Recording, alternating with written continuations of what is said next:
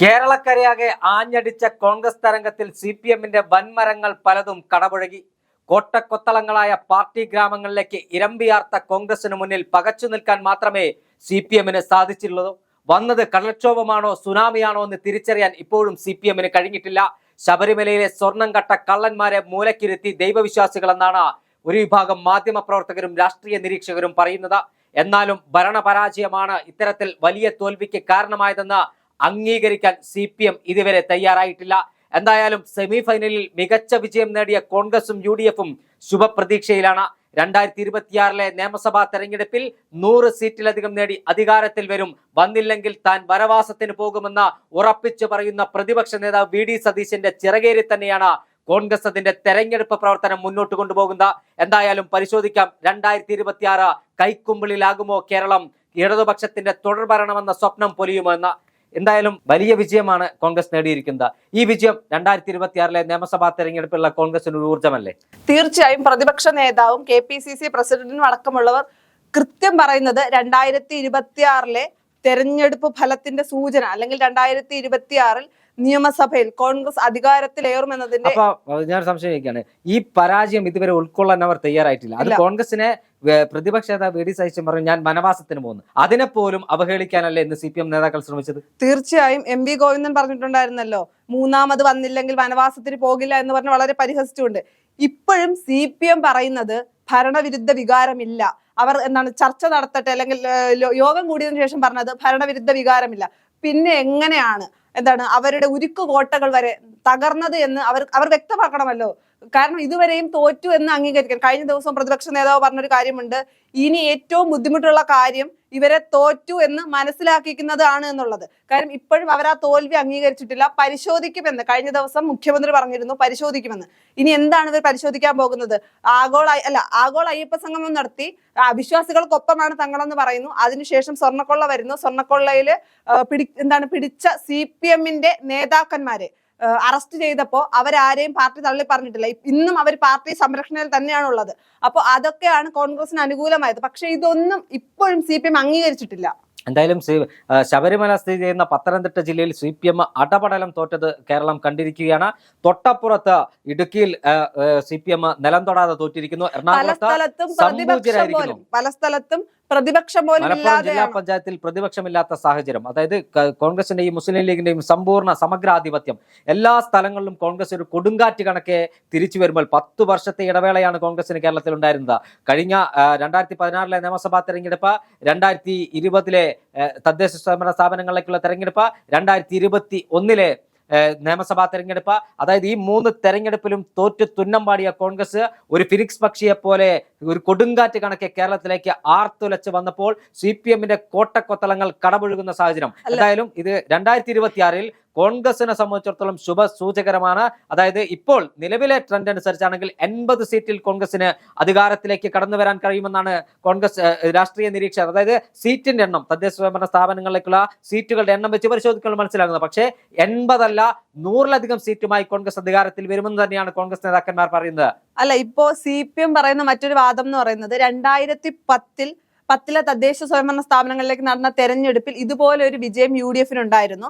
പക്ഷെ 2011 നടന്ന നിയമസഭാ തെരഞ്ഞെടുപ്പിൽ കേവലം 2 സീറ്റിന്റെ ഭൂരിപക്ഷത്തിലാണ് UDF അധികാരത്തിൽ വന്നത്. അപ്പൊ ഇത് വലിയ ഈ തദ്ദേശ തെരഞ്ഞെടുപ്പിലെ ഫലം വലുതായി ഇവരെ സ്വാധീനിക്കില്ല. അന്ന് തിരിച്ചു വന്നതുപോലെ ഇവർ തിരിച്ചു വരുമെന്ന് പല സൈബർ ഹാൻഡിലുകളിലും CPM പറയുന്നുണ്ട്. പക്ഷെ അപ്പം മറിച്ച് ചോദ്യം ഉണ്ടല്ലോ ചേട്ടാ, അന്ന് VS ഉണ്ടായിരുന്നു, VS ആണ് നയിച്ചത്. ഇപ്പൊ പിണറായി വിജയൻ നയിച്ചാൽ അതുപോലെ ഒരു വിജയം, അല്ലെങ്കിൽ ആ ചെറിയൊരു മാർജിൻ കോൺഗ്രസിന്റെ അധികാരം വളരെ ചെറിയ ഭൂരിപക്ഷത്തിലാകാൻ ഇവർക്ക് കഴിയുമെന്ന് തോന്നുന്നുണ്ടോ? തീർച്ചയായും പിണറായി വിജയൻ എന്ന് പറയുന്ന വ്യക്തിയെയും VS-നെയും ഒരിക്കലും താരതമ്യം ചെയ്യാൻ കഴിയില്ല. മുഖ്യമന്ത്രി പിണറായി വിജയനെതിരെ കേരളത്തിൽ ആകമാനം വലിയ തരംഗമുണ്ട്, അല്ലെങ്കിൽ മുഖ്യമന്ത്രി പിണറായി വിജയനെതിരെ ജനവികാരമുണ്ട് എന്നതിന്റെ ഏറ്റവും അവസാനത്തെ ഉദാഹരണമാണ് കഴിഞ്ഞ ദിവസം ലോക്കൽ ബോഡി ഇലക്ഷനിൽ കണ്ടത്.